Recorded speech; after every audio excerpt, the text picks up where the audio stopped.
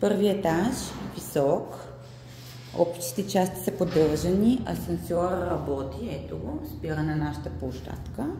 Това е нашата врата. Влизаме. Голям коридор, тук може да има пейчица, столчета като чакалня. Има една голяма зала, сравнително голяма. Един отделен кабинет и баня с тоалетна.